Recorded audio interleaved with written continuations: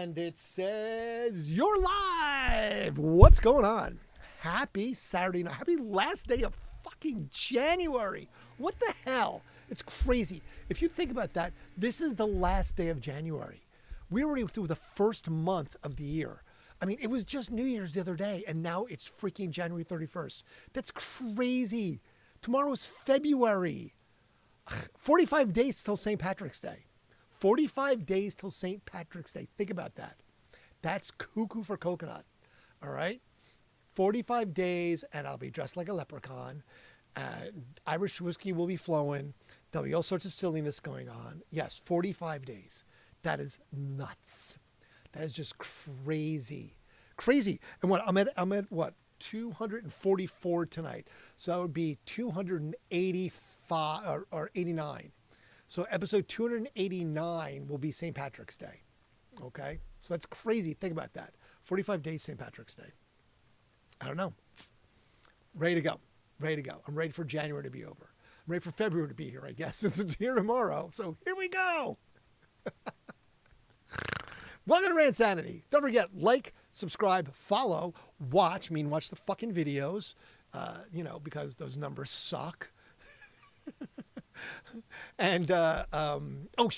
We're supposed to share. Sharing is caring. So yes, I did go to Waffle House today, and I was the only person in the Waffle House, and that's where that picture came from. I went there for a late brunch.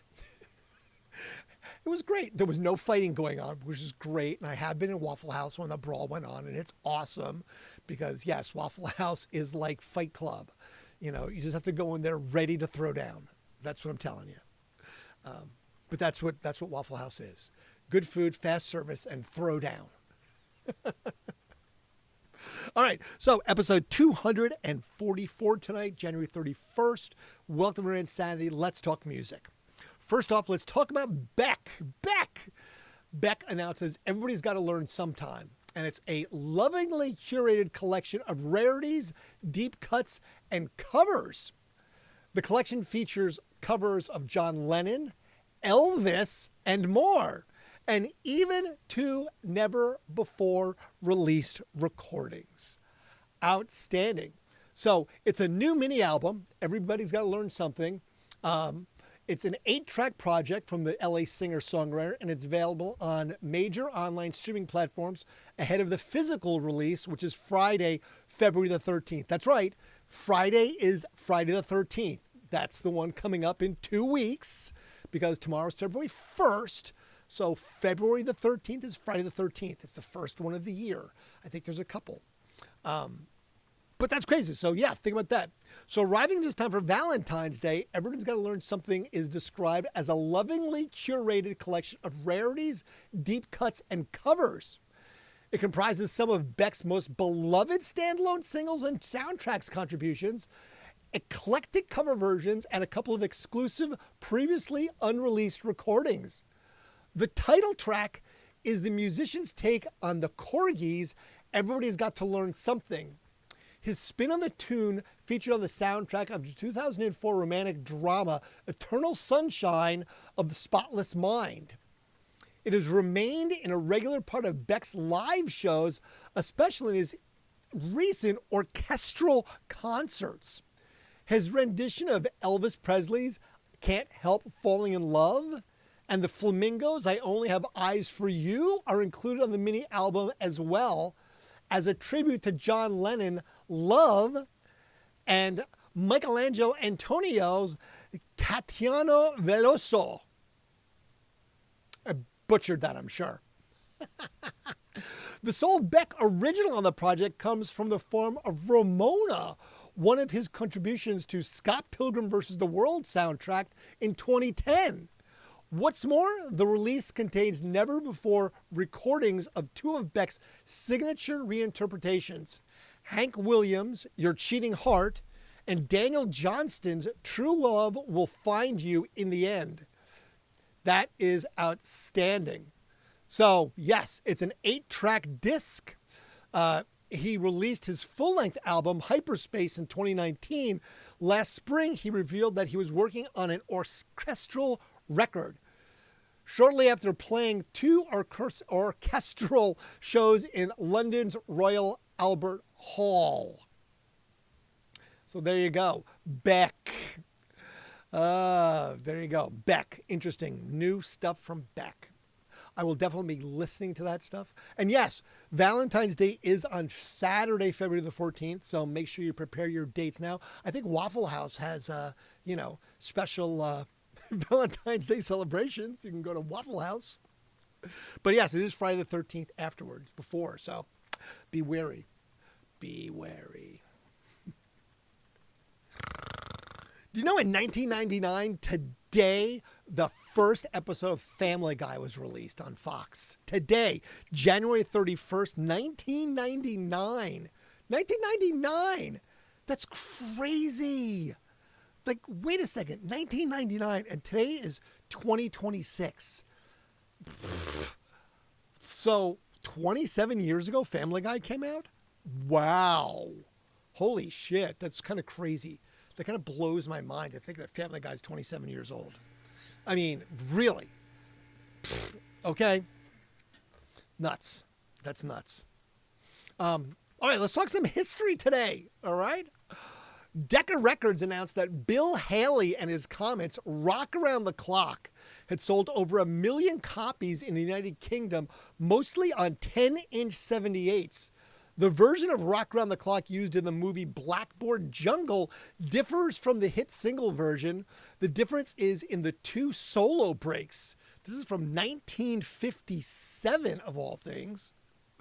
In 1959, Elvis had his third United Kingdom #1, One Night I Got Stung, a double A-side originally written and recorded on the title One Night of Sin, a revival of the Smiley Lewis R&B hit. Elvis was in the Army by the time the song reached #1. Elvis, the Army Elvis. So in 1967, the Beatles spent a second day at Knoll Park in Kent, England to complete the filming of Strawberry Fields Forever promotional video. Now, this is interesting. It was shot in color for the benefit of the United States market only, because UK television was still broadcasting only in black and white at the time. During the actual filming of this, John Lennon took time and he bought a poster at an antique shop in Surrey that was nearby. The poster was from 1843, which was interesting enough because on it was a poem. And on the poem, it provided him almost all of the lyrics for the Beatles song being for the benefit of Mr. Kite. I had to listen to that song twice just because I was like, interesting. So it was a poem on this poster from an antique shop that was the lyrics. I was like, I don't know what the poster was, but fun stuff. All right, this is, I mean, right? Yeah. Do a stand-up routine and then like, okay, you're going to do stand-up. It's like, oh, yeah, the guy that's in front of you is Robin Williams. Led Zeppelin played the first of 2 nights at the Fillmore East in New York City during the band's first North American tour. Porter's Popular Preachers opened that night, then Led Zeppelin took the stage. Now, it is alleged that Zeppelin's show was so powerful, got such an enthusiast audience reaction, that the headliner, which was Iron Butterfly, refused to follow them and canceled their set. Right? Think about that. You know, hey, you got a comedian in front of you. You're going to do a stand-up ad for him. All right, cool. All right, ladies and gentlemen, Robin Williams. Be like, seriously? I do have to, like, how? That would suck. That would suck. That's why bands have openers. They hand pick them a lot of times because they want to make sure, like, yeah, they're popular, they're good, but they can't be better than us. That's the whole point. You don't want the opening band to be better than the headliner. I've been to shows where that happened. Swear to God, where you literally could watch like half the audience leave after the opening band. And the headliner was like, what the fuck just happened? I've seen it. It's amazing. It's really like you watch just like the crowd just leaves. And the headliner's just like, what happened? 1970, the Jackson 5 went to #1 on the U.S. singles chart with I Want You Back. The song was originally written for Gladys Knight and the Pips, and it was the first of 4 number ones for the group. It made number 2 in the United Kingdom. We're going to skip that one because Slim Harpo died. 1976, ABBA knocked Queen off the UK number 1 position on the UK singles chart with Mamma Mia. Now, Queen's single Bohemian Rhapsody had enjoyed a 9-week run at the top of the charts by coincidence. Now, if you remember, Queen's single contains the famous line, Mamma Mia, Mamma Mia, Mamma Mia, let me go, my finger up. So, Mamma Mia knocked off Bohemian Rhapsody singing Mamma Mia. Can't make this shit up. Just saying. 1981, Blondie went on to number 1 in the U.S. singles chart with The Tide is High. The group's 3rd U.S. number 1, also number 1 in the U.K. And if you remember how Blondie got her name, she got catcalled by a construction worker in New York City on her way to CBGB's. He said, "Hey, Blondie!" She took that as a compliment and continued that as her name ever since. 1984, more Queen. Queen's Radio Gaga entered the UK charts at number 4. The track, which was released after Queen's recording and touring hiatus of over a year, spent 11 weeks in the chart, peaking at number 2. Radio Gaga. Yes, yes, yes. I like that song because it says radio, and I'm a radio guy. 1987, Paul Simon went back to number 1 on the UK album chart with Graceland. The album stayed on the chart for a total of 163 weeks. Graceland later won the 1987 Grammy Award for Album of the Year, while the title song won the 1988 Grammy of the Record of the Year. The Grammy Award Record of the Year. You know what I meant. And again, the Stone Roses. As always, they were granted conditional bail by Wolverhampton Magistrates Court after the band had trashed the record company's offices. We talked about that last night. They didn't like the mix, so what they do? They wrecked the record company's offices. I love these guys. Every time I talk about the Stone Roses, it's always that they wrecked something. They didn't like this, so they tore up the record company. They didn't like this, they threw paint at the record company. They didn't like this, they burned the record company's office. I'm like, that's genius. I didn't realize they were such badasses, but apparently they were. Okay, so in 1999, U.S. dance music producer Armand Van Helden went to number 1 in the UK singles chart with You Don't Know Me. Van Helden also had a number 1 with the remix of Tori Amos's track Professional Widow. I just like his name. Armand Van Helden. I was like, wait, is that Van Halen just doing something crazy? I don't know. In 2003, Robbie Williams topped the chart based on the UK album sales for the past 5 years. The former Take That singer had sold 9.7 million albums in Britain, an average of more than 5,000 every day. Damn. The Corrs, C-O-R-R-S, were in second place with 5.8 million sales. Westlife in third with 5.1 million. Madonna in fourth with 5 million. And the Beatles in fifth with 4.7. 2003. Okay, the Beatles broke up in 1970. Okay, 1970. 33 years later, and they're still selling 4.7 million albums. Damn, Beatles. You gotta love that one. Didn't understand this one at all. In 2007, Jim Morrison, who's been dead for a long time, okay, was enlisted to help fight global warming more than 35 years after his death. Woman in the Window, a previously unreleased poem written and recorded by the Doors frontman shortly before he died in 1971, was being set to music and used to publicize the Global Cool campaign. Okay. Okay, sure. I have nothing for that. I just don't have anything for that. So Dewey Martin died.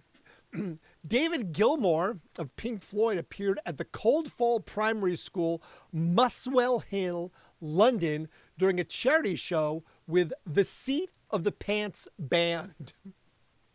The black tie dinner dance at which actor Bob Hoskins, Suggs from Madness, and comedian Les Dennis also appeared, raised over $80,000 for a cancer charity. I don't know what that band, the Seat of the Pants Band, didn't know that one. In 2010, since its Grammy weekend, at the 52nd Annual Grammy Awards held at the Staples Center, Los Angeles, Taylor Swift became the youngest artist to receive the Album of the Year award with Fearless. The best solo vocal performance went to Bruce Springsteen for Working on a Dream. Best rock vocal performance went to Bruce for Working on a Dream. I just repeated that completely, just totally brain melt. Best rock song went to Kings of Leon for Somebody, and Song of the Year went to Beyonce for Single Ladies, Put a Ring on It. I think I just had a complete mini stroke right there. Just reread the same line, even knew I was doing it. I had no way of stopping. It was just happening no matter what. My brain was just going. In 2016, David Bowie left an estate valued at about $100 million, according to his will, which was filed in New York City. Half would go to his widow, Iman, along with the home they shared in New York. The rest of the money shared between his son and daughter. Bowie's personal assistant, Karina Schwab, was left $2 million, and another $1 million went to a former nanny, Marion Skeen. Guess they did good jobs. Nice job. Good job. Good job. Good job. So there you go. You know, it's good to be the king, right? All right. Let's talk about Ozfest. All right. Now, I know that, you know, Sharon really wants Ozfest to come back. Supposedly, she's in negotiations and talks with Live Nation to bring it back. So, I don't know. You know, the world may be a little bit of a shit show, but Ozfest may come back. It's not a done deal, but Sharon says she's in talk to bring the Epic Metal Festival back. So, we'll see what happens. The prospect alone is, you know, kind of exciting because Ozfest was good. It had a lot of good bands. You know, Sharon pointed out that to mix it up and not do the same thing it did the original festival, we can't because Ozzy's dead. I mean, that's kind of obvious. So the namesake, the Ozzy Osbourne Festival, as the headliner, you know, can't happen. You know, Black Sabbath can't happen. You know, and you used to have what? Judas Priest, Slayer, Pantera, Slipknot, System of a Down, Korn, Rob Zombie. So if there was going to be a new one, who would be on the official next Ozfest? All right. So you got some obvious ones: Slipknot, Lamb of God, Deftones, Avenged Sevenfold, blah, blah, blah. Those are, you know, those are sort of your obvious choices. They were there. Slipknot, Lamb of God. They both serve as direct support for Ozzy, Sabbath on the Ozfest in the past. Deftones, Avenged Sevenfold played feature slots on the main stage. All four bands have strong careers and dedicated fan bases. They also maintain a lot of respect for the metal community and draw big crowds. So, you know, you got to do what you got to do to bring the big stuff in. So they'd be great headliners and whatever. But now who else is you going to bring on? All right. So let's go. Let's try and think about how about Knocked Loose. These guys are from Kentucky. Hardcore virtuosos. They've been rising stars the past few years. They 2021 EP, A Tear in the Fabric of Life, their third album. You Won't Go Before You're Supposed to in 2024. And their Grammy-nominated collaboration with Poppy, of all things, Suffocate. They've sold out headline shows across the globe. They'll support Metallica on the European leg of their M27 tour. While it might be a bit of a sell, Knocked Loose makes sense for Ozfest as a headliner. You also could have Ghost. This one kind of splits a lot of people. Old metalheads dig Ghost. There's some younger metalheads that also dig Ghost. And then there's these kind of middle generation groups who just don't give a crap for the mass gimmick and not being metal enough. So a bunch of people refer to them as, the Satanic Beach Boys. It's kind of, Ghost is on a global scale, though, a massively popular band. They even, recently kicked up yet another arena tour in North America. If you locked in an Ozfest lineup and them as a headliner, no doubt it would draw those big crowds again. While you're talking about divisive masked bands, Sleep Token, there's a modern band that's not around that's more controversial than these guys in the metal scene than Sleep Token. They're just desperate for something. People are just desperate for this to be hating. Last year they completed a sold-out arena tour across the nation. That's pretty big. And it's kind of similar to what you might imagine for an Alice Cooper or an Iron Maiden. It might hate the idea, but Sleep Token, they're definitely Ozfest material. Lastly, a band that I think is one of my faves that I could do it, Turnstile. Last but not least, the Baltimore hard rock kids have grown up and evolved into a massive force in heavy metal music. They're selling out tours, are even nominated for 4 different categories in the Grammys tomorrow. The band's 2025 Never Enough has been widely acclaimed by both critics and fans. They even have some famous fans in heavy metal greats such as Metallica's James Hetfield, Judas Priest's Rob Halford. Hardcore is much more accessible and mainstream today, partly because of Turnstile, which again, gatekeepers love to complain about because they seem to believe that more people like a genre if it's bad for it. Ultimately, Turnstile is making moves that many people could never have thought for hardcore music, and it makes them another prime Ozfest headliner. So there's just some takes on who could be Ozfest if it comes back. Sharon will have to decide with her people, but those are some solid bands to throw in there, besides the old ones. Now, we skipped Tool entirely, okay? So a side note here, Maynard James Keenan won't sing certain Tool songs because the words are just dumb and the lyrics don't hold up under scrutiny. That's according to himself.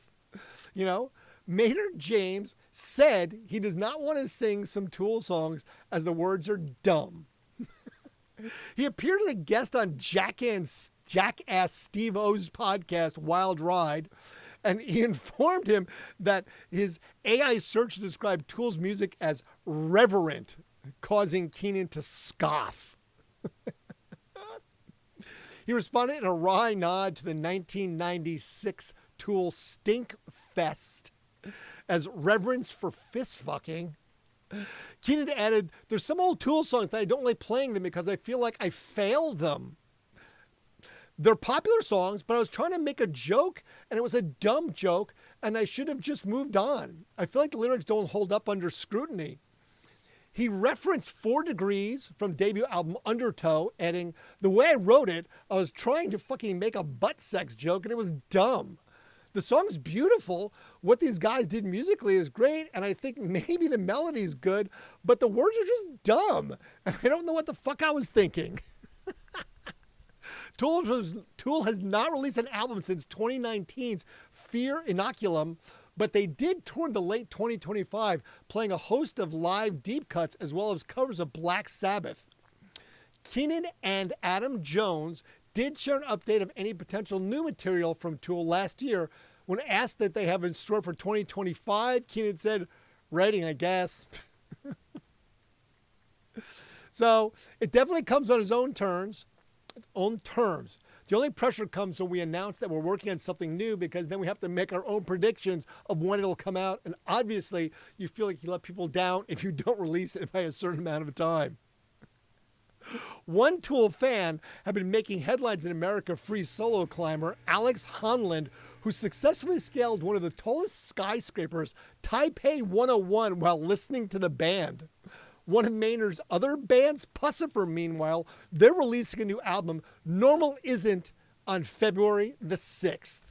So, Tool, another one that I guess could be thrown into the Ozfest ring of possibilities. All right, let's see. Who was born on this day? Like I said, I avoided all deaths today, so nobody died today. Death took a holiday.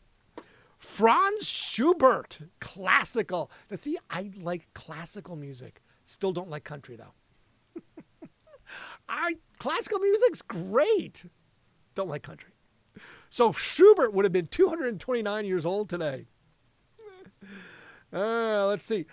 Harry Wayne Casey, or KC and the Sunshine Band. That's the way, I like it, 75 years old today. Shake your booty, shake your booty. Amazing amount of disco era songs that these guys wrote and kind of ebbed that whole disco version forward. I'll even listen to disco, just not country. Phil Manzara of Roxy Music, 75 today. Love is the drug. The punkest punk band to ever live. John Lydon. Johnny Rotten. 70 years old today, January 31st.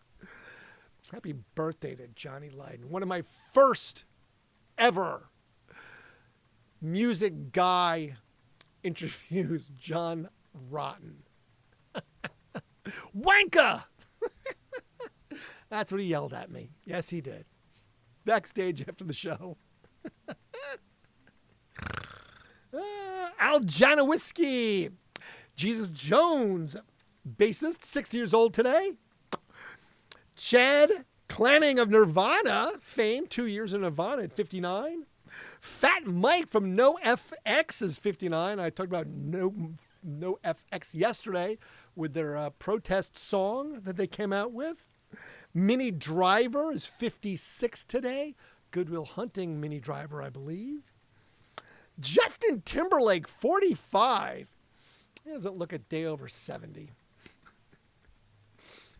Marcus Mumford of Mumford & Son, 39. We've had them on the station, Mumford & Son, a couple times. They're actually really, really great guys. Really like Mumford & Son. Like their music, too.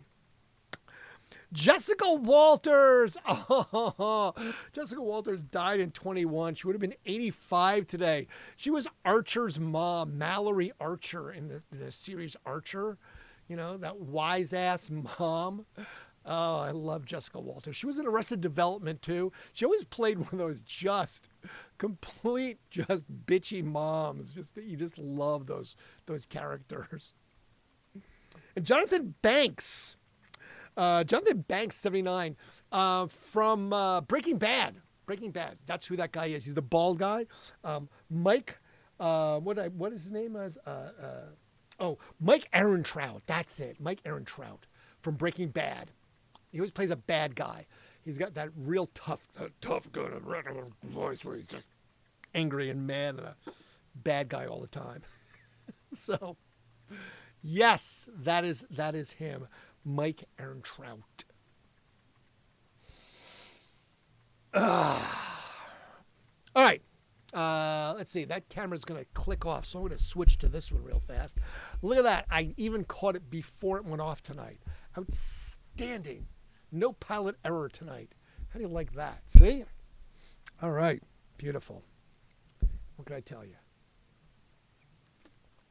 My hands are so chapped and so dry. I've been covering them in moisturizer 24/7. This really cold, wintry crap and working in a bunch of water and plaster and dirt and dust. It's not good for my delicate hands. Yeah, they're not so delicate. Not really. I got calluses on my calluses. But that's the way that works. Anyway, Saturday night, go live your life. I'm going to do that. I'm going to go back upstairs. I'm going to get under a cover. I'm going to go watch Landman, because that's my binge that I've been doing lately. And I'm going to dream about warmer days and St. Patrick's Day dreams in 45 days as we say goodbye to January and hello to February. Tomorrow, February the 1st. Crazy. And St. Patrick's Day, 45 days away. 45 days away. So excited about that. Also means that festivals are coming, live music's coming, outdoor musicals coming. Yay. Ready to go. Ready to go. All right. So you go have a great day. Do good things. Like, subscribe, follow, share, and watch. Meaning watch the videos. Okay? That's what I need you to do.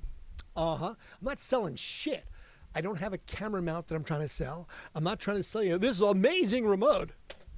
This amazing watch. It tells time. And none of that shit. I'm just not doing it, okay? Someone's like, we can pay you. I'm like, you know what? I'll go with views and get paid for that because then people want to watch it. Not that I'm trying to hawk some stupid crap from Temu. Sorry, Temu. Anyway, grateful. Thank you. Appreciate you. I look forward to seeing you tomorrow, Sunday night, and we'll talk about episode 245 on 1/2/26. 1/2/26. That's 2/2. What am I? 2/2. 2/2? 2/2. 2/1. Wow. I need to go. I need to go.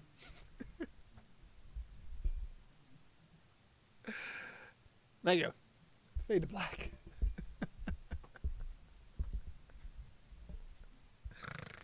Woo, shit. What can I tell you, man? I try my best.